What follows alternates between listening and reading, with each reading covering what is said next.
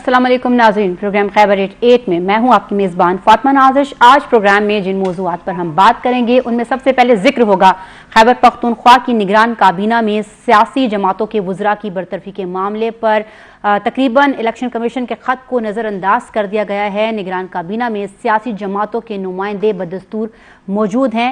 ANP, मुस्लिम league नून, peoples party और जमयत के वज़रा निगरान काबीना का बदस्तूर हिस्सा हैं। चंद वज़रा, मुशीर और मावनीन खुसूसी ऐसे भी हैं जिनका सियासी जमातों से ताल्लुक़ नहीं है। इलेक्शन कमीशन के ख़त लिखने के 8 दिन गुजर गए हैं, लेकिन अब तक अमल दरामद क्यों नहीं हो सका? अहकामात पर निगरान वज़ीर आला मोहम्मद आज़म खान ने इलेक्शन कमीशन के ख़त पर चुप साध ली है। इसके अलावा हम बात करेंगे प्रोग्राम में एक अवामी मसले के हवाले से। पेशावर इंस्टीट्यूट ऑफ कार्डियोलॉजी में सेहत कार्ड आर्जी तौर पर मुअत्तल कर दिया गया है। मरीजों को शदीद मुश्किलात का सामना है। इंश्योरेंस कंपनी के ज़िम्मे 1 अरब 20 करोड़ रुपए बकाया जात हैं। तर्जुमान PIC का ऐसा कहना है। आर्ज़े कल्ब में मुब्तला मरीजों का इलाज, इसके हवाले से अगर जो सवाल देख रहे हैं तो वो उठ रहा है कि क्या सूबाई हुकूमत के पास सालाना 26 अरब रुपए भी नहीं है? क्या हर चीज़ पर सियासत की जा रही है? क्योंकि पेशावर का जो इंस्टीट्यूट ऑफ कार्डियोलॉजी है, यहाँ गुज़िश्ता 2 रोज़ से ऑपरेशंस मुअत्तल हैं और जैसे कि हमने आपको कहा कि मरीज़ों को शदीद मुश्किलात का सामना है। नाज़रीन, आज के इस प्रोग्राम में हमारे साथ जो पैनलिस्ट मौजूद हैं गुफ्तगू करने के लिए इन टॉपिक्स पर, उनमें सबसे पहले पेशावर स्टूडियो में हमें ज्वाइन करेंगे जाहिद उस्मान, जबकि उनके साथ मौजूद हैं इरफान खान साहब। ऑडियो कॉल पर हमें पेशावर से ही ज्वाइन करेंगे फ़िदा आदिल। सबसे पहले चलेंगे जाहिद की तरफ और जाहिद से पूछेंगे कि ये जो सारा एक मामला सामने आया था, इलेक्शन कमीशन की जानिब से कहा गया था कि जो सियासी वाबस्तगियाँ रखने वाले वज़रा हैं या काबीना का हिस्सा लोग हैं उनको हटा दिया जाए। अहकामात पर अमल दरामद अब तक क्यों नहीं हो रहे? अस्सलाम वालेकुम जाहिद, बताइएगा।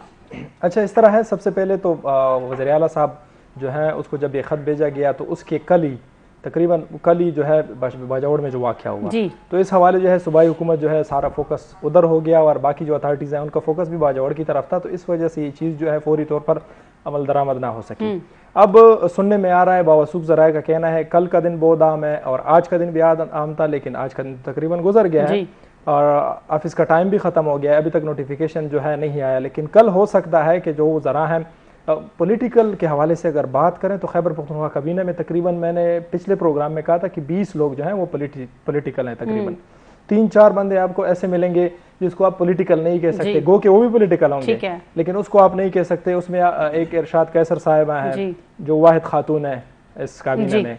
अच्छा, उसके अलावा जो हिमायतुल्लाह खान, उसको आप कह सकते हैं कि वो इस तरह है कि उसको आप पॉलिटिकल नहीं कह सकते, हालांकि उसकी वाबस्तगी होगी और है भी जी। और उसके अलावा जो है ये तीसरा जो बंदा है रियाज अनवर जो है वो भी तकरीबन किसी का दोस्त है, एक खास बंदे का, साहब का वज़ीर आला का दोस्त है, लेकिन हो सकता है कि वो इस काबीना में रहे। इसके अलावा चौथा जो बंदा है वो हो सकता है कि वज़ीर आला साहब खुद रहे, हो सकता है। इसके बावजूद, इसके अलावा अगर देखें आप पूरी काबीना को देखें तकरीबन सारे पॉलिटिकल लोग हैं और पॉलिटिकली जो है ये केयर टेकर हुकूमत के लिए ये बहुत अफसोस की बात होती है। अगर इस तरह की केयर टेकर हुकूमत हो, जिसको केयर टेकर नहीं कह सकते, इसको हम केयर टेकर कह नहीं सकते, ये सिलेक्टेड हुकूमत है। और जिस तरह इससे पहले इल्ज़ाम लगाते थे तहरीक इंसाफ पे कि ये सिलेक्टेड है, सेम वही चीज़ इधर है, लेकिन इसमें तहरीक इंसाफ और जमात इस्लामी नहीं है, बाकी तमाम जमातें इसमें मौजूद हैं। अभी हो सकता है कि परवेज खटक साहब भी चाह रहे हों कि उसकी पार्टी के भी लोग इसमें आ जाएं अगर ये पॉलिटिकली चीज़ें इस तरह चलती रही, लेकिन अब पॉलिटिकली चल नहीं सकते क्योंकि बहुत सारे मसाइल हैं। गवर्नेंस का सबसे बड़ा इशू है। लेकिन सवाल हमारा ये था कि 1 हफ्ता हो गया इस खत को, लेकिन अभी तक सारे अपनी अपनी जगहों पे मौजूद हैं। देखिए, अगर वज़ीर आला साहब नहीं करते तो उसके पास जो है इलेक्शन कमीशन के पास इख्तियार है, वज़ीर आला साहब को डिनोटिफाई कर देंगे सीधा। वज़ीर आला साहब के सर में भी तलवार लटक रही है, इस तरह नहीं है कि वज़ीर आला साहब इससे महफूज हैं, इसमें कोई दो राय नहीं है कि वज़ीर आला साहब नहीं बच सकते। हालांकि उन लोगों ने बड़ी दौड़ धूप की है, वो जो साहिब इख्तियार लोग हैं, साहिब इख्तियार हैं, उनके पास भी गए, उसके अलावा गवर्नर साहब के पास भी गए, लेकिन हल कोई नहीं निकला अभी तक। वो जो पॉलिटिकल लोग हैं उनको अच्छी तरह पता है और ये भी बावसूख ज़राए ने कहा है कि कुछ मिनिस्टर्स ने जो है वो घर खाली करना भी शुरू कर दिया है परसों, तो इसका मतलब है कि उनको पता है कि वो तो जा रहे हैं। ठीक है, इरफान साहब आपकी तरफ आएंगे, प्रोग्राम में वक्त देने का शुक्रिया। आपको क्या लगता है, क्या ये जो सियासी हलचल है ये वाकई अब कोई नया रुख इख्तियार करेगी? 1 हफ्ता हो गया है, जाहिद ने बात की कि जो निगरान वज़ीर आला हैं वो भी तो महफूज नहीं है इस सारे अमल से, अगर चुप सादे रखेंगे तो। بہت شکریہ فاطمہ. بالکل اس طرح ہے کہ یہ معاملہ اب سے نہیں ہے, یہ تب سے ہے کہ جب سے تحریک انصاف کی حکومت یہاں انہوں نے ختم کی ہے اور اس کے بعد نگران سیٹ اپ بننے کے لیے نام سامنے آنا شروع ہو گئے, تو اس میں تمام پولیٹیکل پارٹیز نے, جو جمعیت علماء اسلام ہیں, پیپلز پارٹی ہے, ANP ہے, انہوں نے اپنا حصہ ڈالا.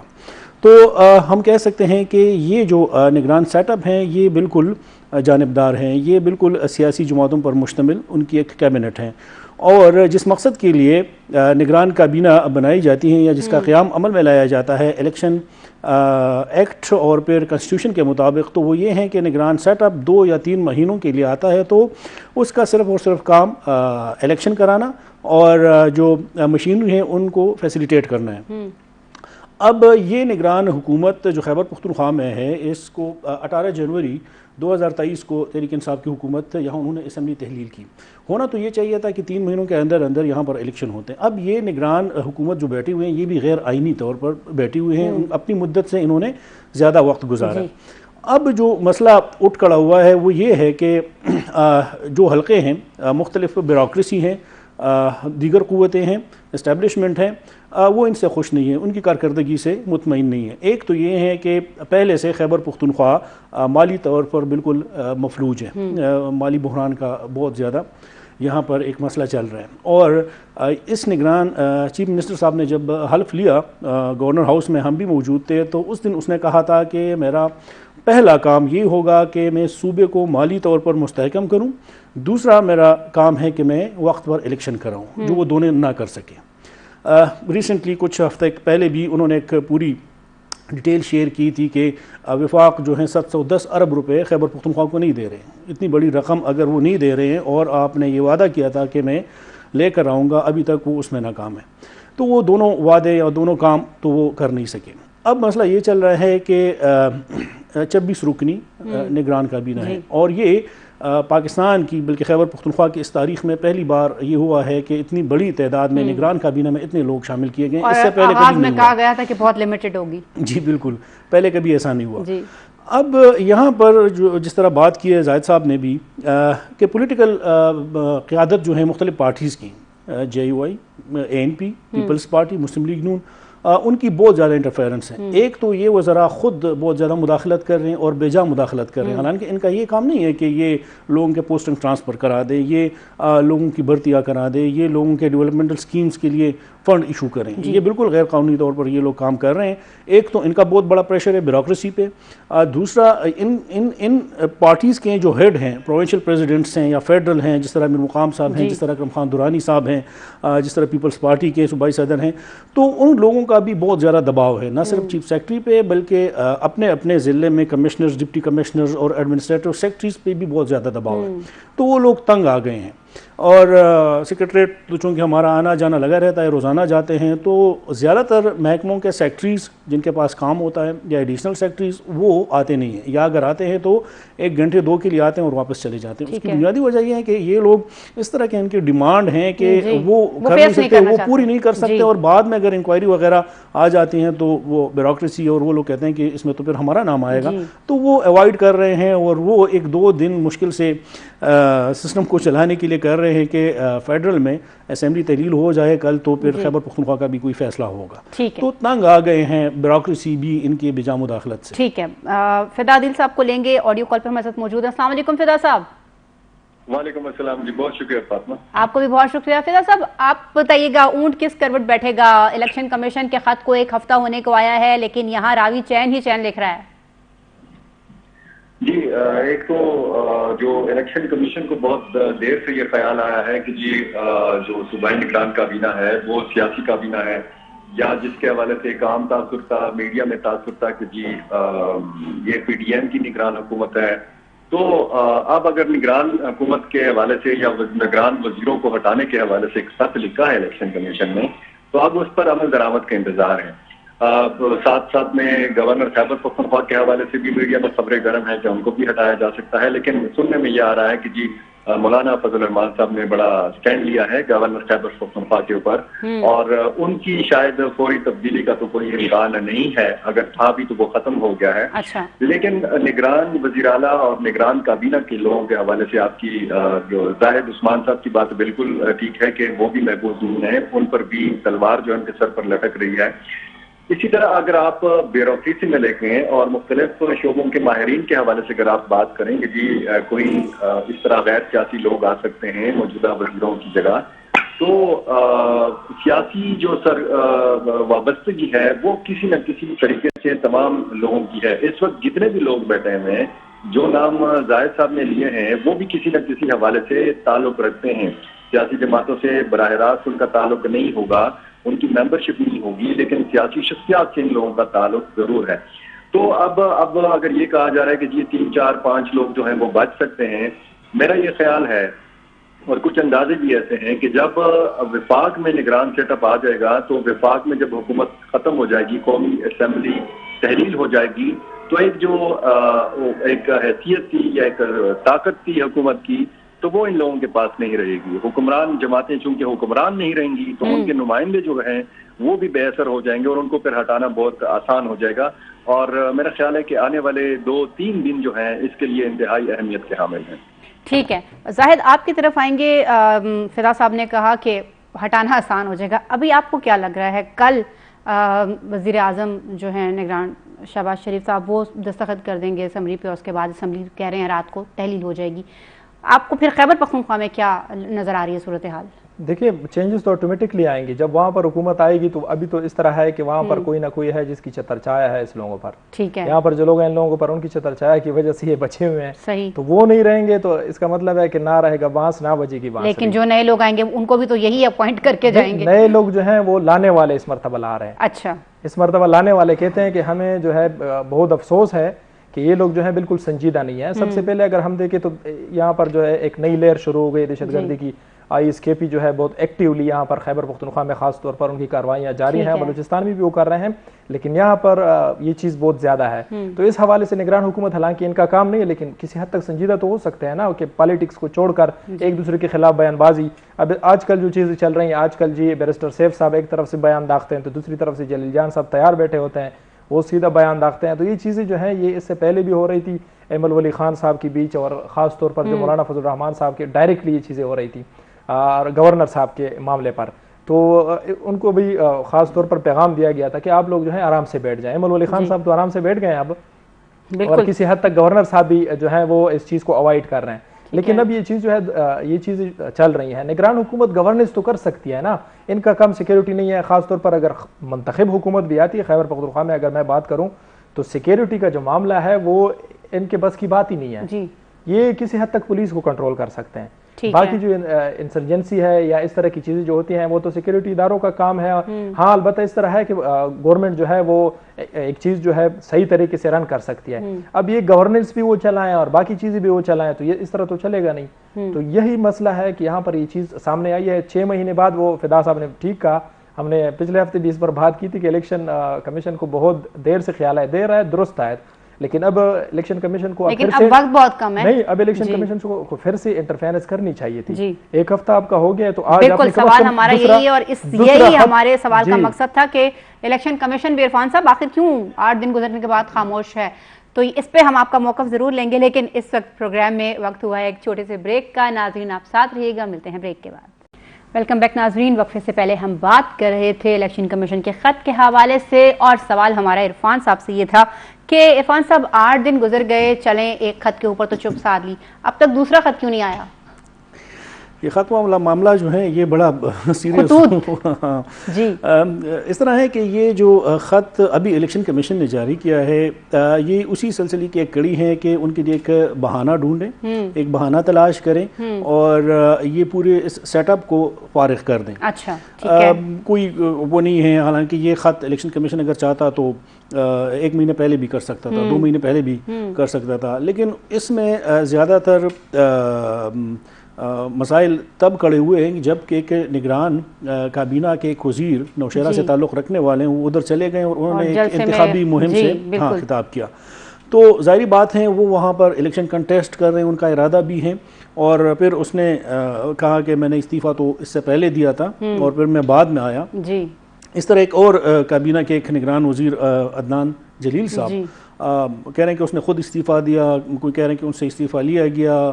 وہاں پر جو ایک ان کا ایک ادارہ تھا، اتھارٹی تھی، ان میں کرپشن کے حوالے سے اس نے کچھ انکوائریز کی. بہرحال تو یہ مسئلے مسائل ہر ڈپارٹمنٹ میں اب بھی چل رہے ہیں، لیکن جو بیوروکریسی ہے ان کو پتہ ہے کہ ان کی جو مدت ہے وہ یہی 1 2 3 مہینے 4 5 مہینے یا جتنا بھی ہے وہ ہے، اور ان کا کچھ نہیں کر سکتے. تو الیکشن کمیشن کا خط ٹھیک ہے، وہ ان حوالوں سے انہوں نے اپنا ایک کام جو ان کی ذمہ داری تھی وہ پوری کر دی. اصل میں بات وہی ہے کہ ان کابینہ کو لانے والے، ان کو تب بھی یہ احساس تھا، ان کو آج بھی یہ احساس ہے کہ ان کی تمام کے تمام یہ سیاسی وابستگی رکھتے ہیں. زاہد صاحب نے کچھ نام لیے کہ ان کی سیاسی وابستگی نہیں ہے، اور فدا صاحب نے بھی کہا کہ نہیں، کسی نہ کسی شکل میں ان لوگوں کی بھی سیاسی وابستگی ہے. اب ارشاد قیصر صاحبہ کا نام انہوں نے لیا تو وہ پیپلز پارٹی کی ریکمنڈیشن پہ آئی ہیں. بالکل. ایک اور صاحب ہیں، ان کے حوالے سے بھی بتایا جا رہا ہے کہ ان کی بھی سیاسی وابستگی نہیں ہے، وہ چیف منسٹر صاحب کے سمدی ہیں. بالکل، جتنے لوگ 26 کابینہ میں جو ارکان ہیں وہ تو سارے پیپلز پارٹی اور جمعیت اور بالکل ان کا تعلق بھی، ہاں وہ بھی ایک پیپلز پارٹی کے صوبائی صدر کے فرسٹ کزن ہیں، تو کسی نہ کسی شکل میں ان کی سیاسی وابستگی ہے. اب ان حالات میں اگر یہ لوگ الیکشن کے لیے جاتے ہیں تو یہ معاملہ اور بھی زیادہ سنگین ہوگا. تبھی یہ چاہتے ہیں کہ ایک ایسا سیٹ اپ لے کے آئیں کہ ان پر لوگوں کی انگلیاں نہ اٹھیں. ٹھیک ہے، آپ نے کہا ایک ایسا سیٹ اپ لائیں جس پہ انگلیاں نہ اٹھیں. فدا صاحب کی طرف چلیں گے. فدا صاحب وہ کہتے ہیں نا کہ یہ نہیں تو کون، وہ کہتے مجھے میرے ذہن میں آتا ہے کہ یہ نہیں تو کون بے. اب آپ بتائیں کہ کون ہوں گے اگر ان کو نکال دیا جائے. ابھی ان کو سیاسی وابستگی یاد آ گئی ہے اتنا ایک لمبا 6 مہینے کا عرصہ گزارنے کے بعد. تو آپ کو کیا لگتا ہے جو نئی کابینہ بنے گی اس میں جو جانبدار لوگ نہیں ہوں گے وہ کون ہوں گے؟ دیکھیں، مختلف شعبوں کے ماہرین ہیں، یہ صوبہ مختلف شعبوں کے ماہرین سے بھرا ہوا ہے، اور جو لانے والے لوگ ہیں ان کو اچھی طرح معلوم بھی ہے کہ کس شعبے کا کون سا ماہر کہاں پہ ان کے کام آ سکتا ہے. تو یہ نہیں تو کون، تو یہ تو بالکل واضح ہے کہ اگر ورکر یہ نہیں ہوں گے تو پھر متبادل سیٹ اپ تو آئے گا. لیکن اطلاعات یہ ہے کہ اگر نئی نگران کابینہ سامنے آئے گی تو وہ اس کی تعداد انتہائی محدود ہوگی. اتنی لمبی چوڑی یہ کابینہ نہیں ہوگی، 26 رکن کم از کم نہیں ہوگی. اس کو محدود رکھا جائے گا. 8 سے 12 تک جو وزراء ہیں یہاں تک ان کو محدود رکھا جائے گا. ایک وزیر کے پاس 2 3 محکمے ہو سکتے ہیں، اور پھر کوشش یہی کی جائے گی کہ غیر سیاسی لوگ ہوں. لیکن اس میں پھر بھی جو اندر کی خبر رکھنے والے ہیں وہ یہی بتا رہے ہیں کہ غیر سیاسی کوئی بھی نہیں ہوگا. کسی نہ کسی حوالے سے کوئی نہ کوئی سیاسی وابستگی ضرور ہوگی، کیونکہ جو بھی نام آئیں گے تو وہ انہی سیاسی جماعتوں کے ریکمنڈیشن سے آئیں گے. اگر کسی بھی شعبے کا کوئی ماہر ہے تو وہ کسی نہ کسی سیاسی جماعت سے تعلق کسی نہ کسی حوالے سے رکھ رہا ہوگا. اور مجھے نہیں لگتا کہ آنے والی جو نگران کابینہ ہے وہ بھی سیاسی علائشوں سے پاک ہوگی. بالکل ٹھیک ہے عثمان. پھر وہی جو میری ان سے سوال تھا کہ اب یہ نہیں ہوں گے تو کون ہوگا. فدا صاحب نے تو کہہ دیا کہ ہوں گے تو سیاسی وابستگیاں رکھنے والے ہی. نہیں لوگ ہیں اس طرح نہیں ہے، سیاسی کے بغیر بھی ہوتے ہیں. جی، سیاسی کے بغیر بھی لے کر کون آئے گا؟ اور لے کر آنے والے لے کر آتے ہیں. اچھا. اور میں نے پچھلے پروگرام میں آپ کو بتایا بھی تھا کہ ایک خاص بندہ ہے جو خیبر پختونخوا سے تعلق رکھتا ہے اور بہت سینئر ایک عہدے سے وہ ریٹائر ہوا ہے، ریسنٹلی ریٹائر ہوا ہے. ٹھیک ہے. اور پشاور میں وہ رہا بھی ہے. اچھا ٹھیک ہے. تو وہ ہو سکتے ہیں اس کابینہ کے سردار. اچھا ٹھیک ہے، یعنی آپ کو لگتا ہے کہ نگران وزیر اعلیٰ تو جائیں گے؟ جی سردار وہ ہو سکتے ہیں. لیکن فدا نے کہا کہ نگران وزیر اعلیٰ کے جانے کے چانسز نہیں ہے کیونکہ مولانا صاحب نے جو وہ پیچ اپ کروا دیا. نہیں نگران وزیر اعلیٰ کی نہیں کروایا. جی، مولانا صاحب جو ہے وہ گورنر کی پشت پناہی کر رہے ہیں. ٹھیک ہے. کیونکہ گورنر صاحب کے ساتھ اس کے خواہ تعلقات ہیں، قریبی تعلقات ہیں، اس کے رشتہ داریاں ہیں. جی، تو وہ رشتہ داری کا پاس رکھتے ہوئے وہ اس کو بچا رہے ہیں. ٹھیک ہے. گورنر پہ مولانا صاحب کہتے ہیں کہ نہیں، گورنر تو رہیں گے لیکن ہو سکتا ہے کہ گورنر بھی چند عرصے کے لیے رہیں. اچھا. گورنر بھی صاحب بھی جائے.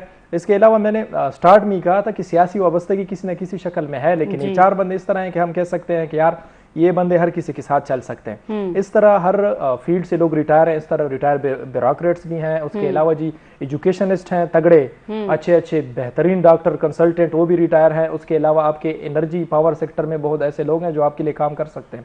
اس طرح نہیں ہے کہ پورا سیاسی وابستگی بھی نہیں ہے. بالکل اس طرح بھی نہیں ہے کہ یہ 4 کروڑ 5 لاکھ جو لوگ ہیں خیبر پختونخوا کے یہ بالکل سارے فارغ ہیں. ٹھیک ہے, 4 کروڑ 5 لاکھ میں بہت سارے لوگ نکل آتے ہیں, لیکن نکالنے والے جو ہیں وہ اس مرتبہ اپنے لوگ لگائیں گے زیادہ تر. پولیٹیکل ہو سکتا ہے کہ بہت زیادہ اگر کسی کو خوش کرنے کے لیے کوئی پولیٹیکل بندہ آئے, خواہ افیلیشن تو ہر کسی کی ہوتی ہے, اگر کوئی کہتا ہے کہ میں بالکل نیوٹرل ہوں, نیوٹرل تو وہ ہو ہی نہیں سکتا, خواہ اس کی کوئی نہ کوئی افیلیشن ضرور ہوتی ہے. تو فدا صاحب نے جو بات کی ہے کہ پولیٹیکل افیلیشن تو خواہ لازمی, وہ تو ٹھیک ہے, وہ چیزیں ہوں گی, لیکن آپ کے پاس کنسلٹنٹ لوگوں کی کمی نہیں ہے جو تگڑے لوگ ہیں جو یہ سسٹم چلا سکتے ہیں. کیوں؟ کیونکہ آپ کے لیے گورننس کے لوگ چاہیے. خیبر پختونخوا میں جو سب سے بڑا ایشو ہے وہ گورننس کا ہے. اس سے پہلے جو حکومت تھی محمود خان صاحب کی شکل میں, وہ آخر میں اس طرح ہو گئی تھی کہ گورننس کے مسائل بہت زیادہ تھے. ابھی بھی گورننس کے مسائل بہت زیادہ ہیں. ٹرانسفر, پوسٹنگ, ساری توجہ اس چیز پہ ہے کہ بھئی کس طرح ہم پیسے کمائیں. ٹیچر جو ہیں ان کی ٹرانسفر پوسٹنگ, ایک ٹیچر سے کہنے والے کہتے ہیں, ذرائع کہہ رہے ہیں, اب اس طرح ڈائریکٹ میں نہیں کہہ سکتا, ذرائع کہتے ہیں کہ جی ایک ٹیچر سے بھی 2.5 لاکھ روپے جو ہے وہ ادھر ایک پی ایچ ڈی ٹیچر سے 1.5 لاکھ روپے لیے جاتے ہیں اگر وہ من پسند جگہ جانا چاہتا ہے. تو باقی بھی ڈسٹرکٹ لیول پر یہ چیزیں ہو رہی ہیں, ڈسٹرکٹ لیول پر. یہاں پر اگر دیکھیں تو یہاں پر آپ اگر صبح سیکریٹریٹ جائیں تو آپ کو بہت سارے لوگ ملیں گے اسی فراق میں آئے ہوتے ہیں پورا دن کہ مجھے ٹرانسفر کراؤ, ادھر ٹرانسفر کراؤ. اچھا, اور کوئی نہ کوئی ساتھ آیا ہوتا ہے, پگڑی باندھ کے کوئی نہ کوئی ساتھ آیا ہوتا ہے, اور باقی بھی لوگ آتے ہیں. تو خواہ اس طرح ہے کہ یہ ٹھیک ہے. اسی بات کا ذکر عرفان صاحب نے بھی ابھی کیا تھا کہ بیوروکریسی جو ہے وہ کافی تنگ ہے ان لوگوں سے. ہاں, ایک تگڑا آدمی آئے گا, تگڑا آدمی آئے گا. عرفان صاحب, آپ نے کہا آپ کا بھی روزانہ کی بنیاد پر جو ہے وہ سیکریٹریٹ جانا آنا رہتا ہے. چیف سیکرٹری کے تبادلے کے حوالے سے بھی ہم کچھ سن گن لے رہے ہیں کہ چیف ایڈیشنل جو سیکرٹری تھے ان کو سیکرٹری بنایا جا رہا ہے. کچھ اس حوالے سے خبر آپ کے پاس ہے تو ہمیں بالکل, میں اسی طرف آ رہا تھا کہ جس وقت ہم بیٹھ کے یہ باتیں کر رہے ہیں کہ نگران کابینہ جا رہی ہیں, اس میں کون سب جا رہے ہیں, کچھ نہیں جا رہے ہیں, اس وقت جب ہم یہ باتیں کر رہے ہیں تو وہاں پر بیٹھے لوگ اب یہ منصوبہ بندی کر رہے ہیں کہ وہ اپنے مرضی کے چیف سیکرٹری کے لیے لابنگ کر رہے ہیں. یہاں تک بات آگے بڑھ گئی ہے, وہ اپنے مرضی کے آئی جی کے لیے لابنگ کر رہے ہیں. ظاہری بات ہے کہ نگران سیٹ اپ اگر چینج ہوگی اور الیکشن ہوں گے تو یہ جو کرنٹ اس وقت چیف سیکرٹری ہیں, آئی جی ہیں, جتنے کمشنرز ہیں, ایڈمنسٹریٹو سیکرٹریز ہیں, ڈپٹی کمشنرز ہیں, ان ساروں کا تبادلہ ہوگا. تو اب وہ لوگ اس کے لیے لابنگ کر رہے ہیں کہ ان کے مرضی کا ایک سیٹ اپ آ جائیں. ایڈمنسٹریٹو پاورز پھر چیف سیکرٹری کے پاس ہوتے ہیں, وہ اپنی مرضی کا چیف سیکرٹری لانا چاہتے ہیں. جو سیکیورٹی کے ایشوز ہیں زیادہ تر پولیس سے ریلیٹڈ ہوتے ہیں, وہ اپنی مرضی کا آئی جی لانا چاہتے ہیں. اور اس سے بڑھ کر ایک خبر یہ بھی ہے کہ ابھی جو خیبر پختونخوا میں ایک نئی پارٹی بنی ہے پرویز خٹک صاحب کی, اس میں پاکستان تحریک انصاف پارلیمنٹیرین, اس کو بھی حصہ دیا جا رہا ہے نگران سیٹ اپ میں. اور بلکہ بات تو یہاں تک آ گئی ہے کہ جو ایڈمنسٹریٹو ایشوز چل رہے ہیں اور اس میں جو پوسٹنگ ٹرانسفر چل رہے ہیں, خٹک صاحب اس میں اپنا حصہ مانگ رہے ہیں. تو یہ ایک بہت بڑا کھیل ہے, اور ظاہری بات ہے کہ اس سیٹ اپ کے بعد جو چیف سیکرٹری کا اس کی پوزیشن ہے اور جو آئی جی کی پوزیشن ہے, وہ جس پارٹی کا بھی آئے گا, جس کا بھی نمائندہ ہوگا, اس کے لیے زیادہ کام کرے گا. اگرچہ وہ انتخابات پر اتنا زیادہ اثر انداز نہیں ہوگا, لیکن پھر بھی اپنے حصے کا کام وہ ضرور کرے گا. تو وہاں پر جب ہم یہ ڈسکشن کر رہے ہیں کہ کیبنٹ جا رہی ہیں, وہاں پر لوگ یہ لابنگ کر رہے ہیں کہ اس کی مرضی کا چیف سیکرٹری کون ہوگا اور اس کی مرضی کا آئی جی کون ہوگا. ایک 2 نام بالکل میرے پاس آئے ہیں اور ان کے تقریباً معاملات بھی فائنل ہو گئے ہیں ایز چیف سیکرٹری, اور ایڈیشنل چیف سیکرٹری رہ چکے ہیں. یہاں پر جو پولیس آفیسرز ہیں وہ بھی یہاں پر رہ چکے ہیں. لیکن معذرت وقت سے پہلے میں نام اس لیے نہیں بتانا چاہتا کہ اس میں ابھی مسئلے مسائل تھوڑے سے چل رہے ہیں. ٹھیک ہے, شکریہ عرفان صاحب. فدا صاحب آپ کی طرف آئیں گے. آپ نے عرفان صاحب کی بات سنی ہوگی, انہوں نے کہا کہ ایک بڑا گمبھیر سا کھیل ہے. سو کیا یہ واقعی وہی ڈرٹی پالیٹکس ہے جس کے بارے میں ہم سنتے تھے؟ انہوں نے ایک اور بات ابھی کی ہے کہ جو نگران سیٹ اپ آئے گا اس میں خٹک صاحب بھی اپنی پارٹی کے لیے اب حصہ مانگ رہے ہیں. تو ایک طرف تو ہم بات کر رہے ہیں کہ بھئی جو سیاسی وابستگیاں ہیں ان کو نکالنے کے لیے ایک نیا سیٹ اپ آئے, اور دوسری جانب ہم ایک اور پارٹی کے اضافے کے ساتھ نگران سیٹ اپ بنائیں گے. دیکھیں فاطمہ, ایک تو ملک جو ہے وہ ہمیشہ کی طرح آج بھی نازک موڑ سے گزر رہا ہے, اور آنے والا جو الیکشن ہے اس کی صاف کا بہت بڑا سوال ہے, اس کی شفافیت بھی بہت بڑا سوال ہے. اگر جو پہلے سیاست میں مداخلت کرتے تھے, اگر وہ خاص طور پر کہہ دیا ہے کہ بس بہت ہو گیا, اب ہم نے مزید سیاست میں مداخلت نہیں کرنی, تو پھر آنے والا جو الیکشن ہے وہ وہ تمام تر تنازعات سے پاک ہونا چاہیے، اور اس کے لیے پھر ضروری ہے کہ نگران سیٹ اپ میں ایسے لوگ ہوں جو غیر جانبدار ہوں۔ اگر نگران سیٹ اپ پر معمولی سی بھی انگلی اٹھے گی، معمولی سا بھی اعتراض سامنے آئے گا، تو ظاہر ہے کہ یہ الیکشن کی ساتھ اس سے متاثر ہوگی، اور اگر الیکشن کے ساتھ متاثر ہوتی ہے پھر اس نگران سیٹ اپ میں آپ دیکھیں کہ جماعت اسلامی کے لوگ نہیں ہیں اور تحریک انصاف کے لوگ نہیں ہیں۔ ایک تو سوال یہ بھی اٹھا ہے کہ آنے والے الیکشن میں کیا بیلٹ پیپر کے اوپر بیٹ کا نشان ہوگا یا نہیں ہوگا۔ تحریک انصاف کے جو چیئرمین ہیں ان کے مستقبل کے حوالے سے بھی سوالات اٹھائے جا رہے ہیں، کیا وہ جیل کے اندر ہوں گے، جیل کے باہر ہوں گے، نائل ہوں گے یا ان کی نائل ختم ہو چکی ہوگی۔ یہ بہت بڑے سوالات ہیں جو بہت زیادہ تعلق رکھتے ہیں نگران سیٹ اپ کے ساتھ، کیونکہ نگران سیٹ اپ کا ایک تو کام جیسے عرفان نے بتایا کہ معمول کی جو سرگرمیاں ہیں ان پر نظر رکھنی ہے، ان کی دیکھ بھال بھی قبضہ کرنا ہے، اور اگر اس طرح کی انٹرفیئرنس ہوگی اور پھر بیوروکریسی کے ذریعے ہوگی، جس طریقے سے تبادلوں کے ریلے ہم نے دیکھے اس نگران سیٹ اپ کے اوپر بھی، کہ فلاں میرا آر پی او ہے، فلاں میرا ڈی پی او ہے، فلاں اس کا جو ہے وہ ڈپٹی کمشنر ہے، تو اس قسم کی جو سلسلے ہیں اب آپ دیکھیں کہ تحریک انصاف دور میں جو کمشنر رہے ہیں، جو ڈپٹی کمشنر رہے ہیں، اگر ان کے دور میں کوئی کمشنر یا ڈپٹی کمشنر رہا ہے تو ان کا پھر کیا قصور ہے؟ ان کو تو سیدھا سیدھا تحریک انصاف کو سمجھ لیا گیا، ان کو تبدیل کر دیا گیا۔ اب آپ دیکھیں کہ بیوروکریسی میں بھی سیاسی گروبندیاں ہیں، سیاسی گروبندیاں جو ہے واضح ہیں، عرفان اس پر اچھی طرح روشنی ڈال سکیں گے کہ جو صورتحال اس وقت جب آپ نئے نگران سیٹ اپ کے حوالے سے بات ہو رہی ہے، اور ساتھ ساتھ یہ بات بھی ہو رہی ہے کہ جس تبادلوں کا ایک نیا ریلا ہو سکتا ہے، چیف سیکرٹری تک کو تبدیل کیا جا سکتا ہے، آئی جی پولیس کو تک جو ہے وہ تبدیل کیا جا سکتا ہے، تو اس سے آپ اندازہ لگائیں کہ مطلب کرنے والے کرنا کیا چاہتے ہیں۔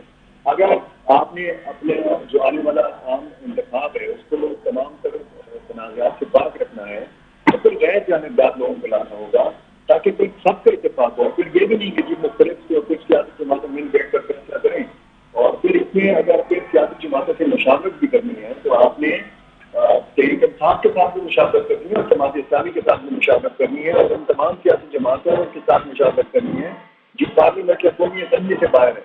ظاہر ہے قومی اسمبلی کو تحلیل ہو جانی ہے کل پرسوں، تو اس کے بعد تو پھر کوئی بھی سیاسی جماعت اسمبلی میں نہیں ہوگی، لیکن جس نے بھی انتخاب میں حصہ لینا ہے، چاہے وہ چھوٹی جماعت ہے چاہے وہ بڑی جماعت ہے، سب کے ساتھ پھر مشاورت کے ساتھ آگے بڑھنا ہوگا۔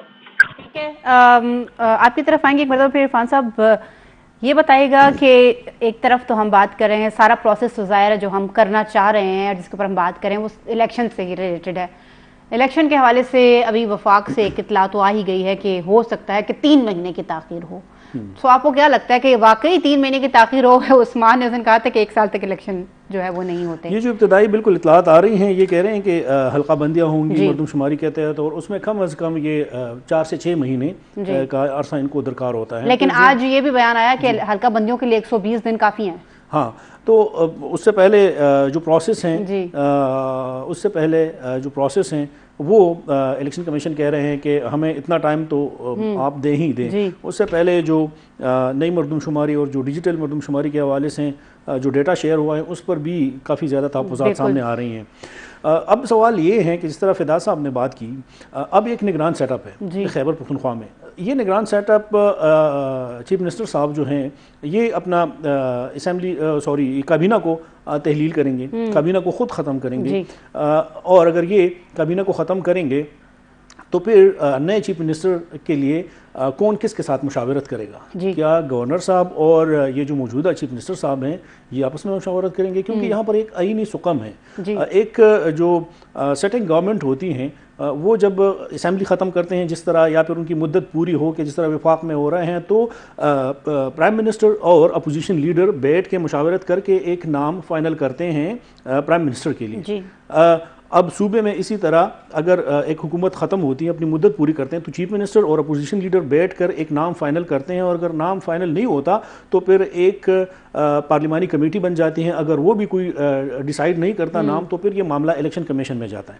اب یہاں پر آلریڈی ایک نگران سیٹ اپ ہے، یہاں پر ایک آئینی سکم، اور جو مجھے لگ رہا ہے اب اس میں بالکل میں اس پہ کلیئر نہیں ہوں، تو یہ چیف منسٹر صاحب خود ہی اس کو ڈیزالو کریں گے، اپنی کیبنٹ کو خود ہی ختم کریں گے۔ تو اگر یہاں پر حکومت ختم ہو جائے تو ایک نئے سیٹ اپ کے لیے، ایک نئے نگران سیٹ اپ کے لیے چیف منسٹر کا انتخاب کون کرے گا؟ اگر گورنر صاحب کریں گے تو گورنر صاحب پہ پہلے سے اتنے اعتراضات اٹھ رہے ہیں کہ وہ تجمعۃ العلماء اسلام کا نمائندہ ہے، ANP اب ان کے نمائندہ کو کبھی بھی نہیں مانیں گے۔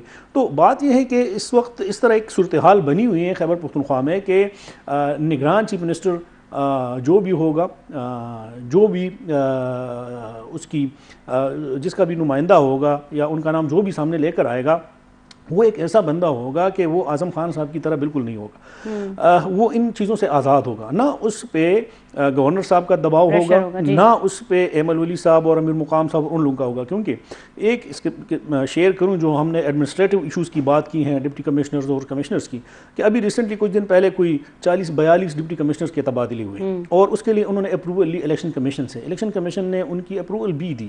جب بات آ گئی پروونشل گورنمنٹ کو اور اسٹیبلشمنٹ ڈپارٹمنٹ کو تو وہ نوٹیفیکیشن اگر انہوں نے کچھ لوگوں کا جاری کیا، کچھ کو بعد میں پھر روکا۔ وہ مسئلہ یہی تھا کہ لوگ ایک دوسرے سے اتفاق نہیں کر رہے تھے۔ جس ڈپٹی کمشنر کو فار ایگزامپل کہیں کسی ضلع میں لگایا تھا تو وہ غلام علی صاحب کو پسند نہیں تھے، وہ پھر اکرم خان درانی صاحب کو پسند نہیں تھے، وہ پھر امیر مقام صاحب کو پسند نہیں تھے، تو وہ معاملہ پھر ادھر رک گیا۔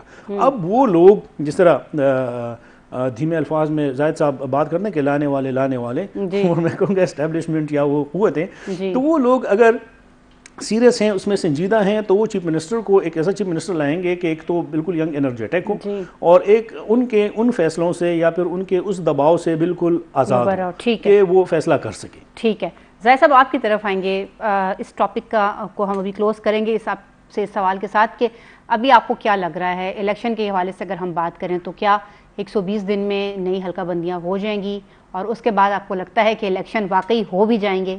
اس طرح نہیں ہے، پورا ٹنٹانا چل رہا ہے۔ دیکھیں اس طرح نہیں ہے کہ حلقہ بندیاں ہو گئی اور کل آپ الیکشن کریں۔ دیکھیں اگر 120 دن جو ہے وہ آئیڈیل ٹائم ہے اس کے لیے، کہ آئیڈیل ٹائم میں اگر یہ چیز کمپلیٹ ہوتی ہے، سب سے پہلے تو یہ مسئلہ ہے، عرفان صاحب نے بھی اس طرف اشارہ کیا ہے کہ یہاں پر سب سے بڑا جو مسئلہ ہے، ہر کسی کو اس پر اعتراض ہے۔ بلوچستان کہتا ہے کہ ہماری آبادی 25 لاکھ کم ہو گئی ہے، اس میں یہ کیسے ہو سکتا ہے کہ لوگ ترقی کر رہے ہیں، زیادہ ہو رہے ہیں اور ہم کم ہو گئے ہیں، لاکھ بھی کم نہیں ہے، 2 لاکھ بھی نہیں، 25 لاکھ ہماری آبادی کم ہو گئی ہے۔ تو اس سے تقریباً ہمارے 16 سیٹیں جو ہیں وہ ختم ہو جائیں گی، خیبر صوبائی اسمبلی کی، تو صوبائی اسمبلی کی سیٹیں ختم ہو جائیں گی، قومی اسمبلی کی سیٹیں ان کی آلریڈی بہت زیادہ کم ہے، تو یہ چیز تو مسئلہ بن رہا ہے۔ سندھ بھی کہتے ہیں، کراچی والے کہتے ہیں کہ ہمیں ایکسیپٹیبل نہیں ہے۔ یہاں پر قبائلی ضلعوں پر بھی یہ اعتراضات ہیں کہ بھئی یہاں پر مردم شماری صحیح نہیں ہوئی، تو یہ مسئلہ جو ہے وہ ہے۔ پنجاب سے بھی آوازیں اٹھ رہی ہیں پہلی مرتبہ کہ ہماری مردم شماری جو ہے اس مرتبہ صحیح نہیں ہوئی، ہماری بھی سیٹیں کم ہو رہی ہیں، جیلم کی 1 سیٹ رہ جائے گی، جیلم کتنا بڑا ضلع ہے، 1 سیٹ رہ جائے گی۔ جیلم کے کل ووٹر جو ہے تقریباً 9 لاکھ سے زیادہ ووٹر ہیں جیلم کے، اور ان کی سیٹ 1 رہ جائے گی، تو اس طرح تو ہو ہی نہیں سکتا۔ تو یہ سب سے بڑا مسئلہ جو ہے وہ آ رہا ہے۔ اس کے علاوہ آپ کو لگتا ہے پہلے تو یہ تنازعات ختم ہونے چاہیے، اس کے بعد حلقہ بندی؟ اس کے علاوہ میں نے تقریباً اشارتاً کہا بھی ہے کہ ایسے بندہ آ رہا ہے جو ان چیزوں سے آزاد ہوگا، عرفان صاحب نے کہا بھی ہے کہ ایسے بندہ اگر ہو تو ایسا بندہ آئے گا جو ان چیزوں سے آزاد ہوگا، وہ جو ہے وہ اس پہ نہیں ڈرے گا کہ کس کو میں نے وہ لگانا ہے، ڈی سی لگانا ہے تو یہ فلانا پارٹی کہے گی کہ کیوں لگایا آپ نے، اور کوئی میں نے کسی کو اسسٹنٹ کمشنر لگانا ہے تو کسی نے اعتراض کرنا ہے، کوئی ڈی پی او آ گئے تو وہ چیز وفاق میں تو آپ دیکھیں ساکدار کے نام پر اعتراض کے بعد اب حفیظ شیخ تک تو وہاں ہے، یہاں پتہ نہیں کیا معاملہ ہوتا ہے۔ وہ تو اس حقدار تھا ہی نہیں، وہ تو ہوائی اڑائی تھی کسی نے، دیکھیے حفیظ شیخ سے آنا تھا۔ اس طرح ہے کہ IMF سے آپ کے پیسے آنے ہیں، 1 ارب روپے آپ کو کیسے آئیں گے، 1 ارب ڈالر، تو آپ جو ہے IMF کے لوگ بیٹھیں گے تو ان کو مسئلہ ہی کوئی نہیں ہوگا، وہ 1 ارب آرام سے لے آئیں گے۔ آپ کو لگتا ہے حفیظ شیخ صاحب جو ہے وہ آئیڈیل شخصیت ہوں گے؟ بالکل آئیڈیل شخصیت ہوں گے۔ اور یہاں پر جو ہے یہ جو امام صاحب بدل رہے ہیں، امام کہتے ہیں IG کو، تو امام صاحب کے بارے میں تقریباً میں یہ 1 گھنٹہ پہلے ایک اعلیٰ پولیس افسر سے بات کر رہا تھا، اس نے کہا کہ ایک بندہ ہے جو اس کو لایا جا رہا ہے، دیکھتے ہیں۔ یعنی آپ کو لگتا ہے کہ صرف نگران کابینہ نہیں جائے گی بلکہ جو بیوروکریسی کے لوگ ہیں اور جو دیگر اہم عہدے ہیں وہ بھی چینج ہونے جا رہے ہیں۔ ناظرین، پروگرام میں ایک مرتبہ پھر سے وقت ہوا ایک چھوٹے سے بریک کا، آپ ساتھ رہیے گا۔ ویلکم بیک ناظرین، اس وقت ہم بات کریں گے پروگرام میں انتہائی اہم موضوع پر جو کہ عوام سے جڑا ہوا ہے۔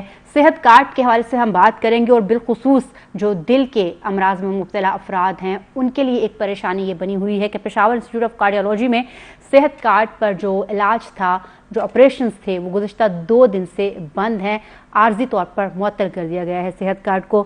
آپ کی طرف آئیں گے فدا صاحب، آپ یہ بتائیے گا کہ ایک ایسا پروجیکٹ جو کہ سراسر جس کو ہم عوامی تناظر میں دیکھتے ہیں، اس کے اوپر کیوں آپ کو لگ رہا ہے کہ سیاست ہو رہی ہے یا نہیں ہو رہی؟ اپنا موقف دیجیے گا۔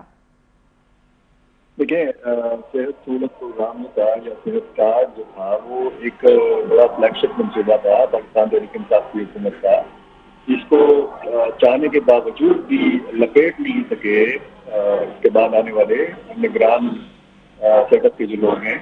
اسی طرح آپ BRT کا منصوبہ دیکھیں, عوامی منصوبہ جس سے لاکھوں لوگ مستفید ہو رہے ہیں. آپ یعنی جو سیاسی مخالفین بھی ہیں نا تحریک انصاف کے, وہ کم از کم صحت کارڈ کے اوپر اس طریقے سے تنقید نہیں کر سکتے. وہ جو صحت کارڈ کے نظام کے اندر پھر خامیاں ہیں یا جو بیکاریاں ہیں وہ الگ چیز ہے, لیکن جہاں تک استفادے کی بات ہے, جہاں تک لوگوں کے فائدے کی بات ہے, تو یہ لوگوں کے مفاد کا ایک منصوبہ. اب PIC جو پشاور انسٹیٹیوٹ آف کارڈیالوجی ہے, یہاں پر اگر اس کارڈ کے حوالے سے یا اس علاج کے حوالے سے کوئی تعطل آ رہا ہے, جس طرح پہلے آتا رہا ہے LRH میں صوبائی حکومت کے پاس فنڈ نہیں تھے, تو پھر وہ جو دباؤ پڑا, جو میڈیا کی طرف سے سوشل میڈیا کے ذریعے جو دباؤ پڑا, تو پھر ان کو ریلیز کرنے پڑے وہ پیسے. اب اگر انشورنس کمپنی اور PIC کا کوئی معاملہ چل رہا ہے اور پھر یہ بھی کہا جا رہا ہے کہ جی اس PIC کے ریٹ بہت زیادہ ہیں, تو اس حوالے سے بھی یقین دہانی کرائی گئی ہے کہ جی اس حوالے سے ایک کمیٹی جو ہے اس کا اجلاس بھی طلب کیا گیا ہے کہ اس ریٹ کے اوپر بھی نظر ثانی ہو. اور پھر یہ اس کا ایک ساتھ آپ دیکھیں, PIC کی جو ساکھ ہے وہ بہت شاندار ہے, انتہائی زبردست اسپتال ہے, دل کے تمام امراض کا یہاں پر علاج ہو رہا ہے. تو کیوں اس چیز میں اگر کوئی بقایا جات ہے تو پھر وہ اس چیز کا اثر جو ہے عام مریضوں کے اوپر کیوں ڈالا جا رہا ہے؟ وہ مریض کہ جن کو فوری طور پر آپریشن کی ضرورت ہے, کہ جن کو فوری طور پر علاج کی ضرورت ہے, اگر کوئی ایسا معاملہ ہے تو پھر وہ بعد میں بھی حل کیا جا سکتا ہے, لیکن مریضوں کے علاج میں جو تعطل ہے وہ کسی بھی صورت نہیں آنا چاہیے. یہ انشورنس کمپنی, صوبائی حکومت اور PIC کی انتظامیہ, یہ تینوں نے مل کر یہ بیٹھ کر یہ سوچنا ہے کہ ایسا کوئی حل نکالا جائے کہ مریضوں کا علاج جو ہے وہ کم از کم جاری رہے. ٹھیک ہے, آپ نے کہا حل نکالا جائے کہ مریضوں کا علاج جاری رہے. عثمان, آپ کی طرف آئیں گے. مریضوں کا علاج کیسے جاری رہے گا جب 1 ارب اور 20 کروڑ بقایا جات بھی موجود ہیں اور آگے کا بھی کوئی امکان نہیں ہے پیسے ملنے کا؟ دیکھیے 1 کروڑ 20 ارب کے جو بقایا جاتے ہیں وہ ریٹس کا سب سے بڑا ایشو ہے. اس کی پالیسی کا جو مسئلہ ہے, ہیلتھ کارڈ میں جو ریٹس بتائے گئے ہیں وہ بہت زیادہ کم ہے. اوپن ہارٹ سرجری بھی اگر آپ دیکھیں خرچہ بہت زیادہ آتا ہے, تو اس کے ریٹ جو ہیں اوپن ہارٹ سرجری کے لیے اس میں اسپیسیفک پیسے رکھیں. اس طرح نہیں ہے کہ آپ نے 10 کے 10 لاکھ جو ہیں وہ آپ نے سارے اوپن ہارٹ سرجری پہ لگانے ہیں, یا اس کے علاوہ اس میں ڈیوائیڈڈ ہیں پیسے کہ بھئی اس میں 3 ساڑھے 3 لاکھ 4 لاکھ تک روپے جو ہیں یہ آپ ہارٹ کے آپریشن پر لگا سکتے ہیں. اس کے علاوہ باقی جو پیسے ہیں باقی بیماریوں کے لیے ہیں. تو یہاں پر ریٹ کا ایشو بنا ہوا تھا. اب جو مشیر صحت صاحب کہہ رہے ہیں یہ بہت غلط بات ہے کہ بھئی ترجمان بات نہیں کرے گا. ترجمان بات نہیں کرے گا تو کون بات کرے گا؟ ترجمان کو بھرتی کس لیے کیا گیا ہے؟ اس کا تو کام ہی یہی ہے. اور دوسری بات ہے کہ اگر اس نے بات کی ہے کہ 1 ارب 20 کروڑ روپے ہمارے بقایا جات ہیں سامان کی مد میں جو ہے, اور یہ آپریشن کا جو خرچہ ہے, تو وہ پیسے تو آپ نے ادا کرنے ہیں. اور PIC میں جو کچھ ہو رہا ہے, PIC میں روزانہ یومیہ 8 اوپن ہارٹ سرجری ہوتی ہیں, 70 انجیوگرافی اور پلاسٹوگرافی ہوتی ہیں, اور یہ جو ہے یہ ساری ہیلتھ کارڈ سے ہوتی ہیں. تو اگر آپ ہیلتھ کارڈ کو بند کریں گے, ہر کوئی تو افورڈ نہیں کر سکتا نا. یہاں پر جو ہے آپ کی ایلیٹ کلاس کتنے لوگ ہیں جو افورڈ کر سکتے ہیں, اور یہ تو اکراس دی بورڈ ہے, ایلیٹ کلاس بھی اس سے فائدہ اٹھا رہے ہیں. اور PIC کا جو بہترین سسٹم ہے, آج تک جتنے بھی مریض ہیں کوئی بھی اس طرح مریض نہیں ہے کہ جس کا اوپن ہارٹ سرجری کا آپریشن ہوا اور وہ خراب ہو. کنسلٹنٹ بہترین قسم کے, اس میں ڈاکٹر ورلڈ کلاس ڈاکٹر ہیں اس میں. اور دوسری بات جو ہے ہیلتھ کارڈ کا جو ایشو ہے, پیسوں کا ایشو ہے, وہ خبر میں دینے لگا ہوں. ابھی تک میں نے دیا نہیں, لیکن ابھی دیتا ہوں خبر. 21 ارب روپے کے بقایا جات ہیں انشورنس کمپنی کے, انہوں نے 2 دن کا وقت دیا ہے. ابھی جو سمائی ہے آپ یہ کہنے جا رہے ہیں کہ اگر یہ 2 دن کا وقت ختم ہو تو پورے صوبے میں یہ صورتحال ہو سکتی ہے؟ وہ کہتے ہیں ہم بند کریں گے. 21 ارب روپے ہیں, 8 ارب روپے اس سمائی کے ہیں سپٹمبر تک.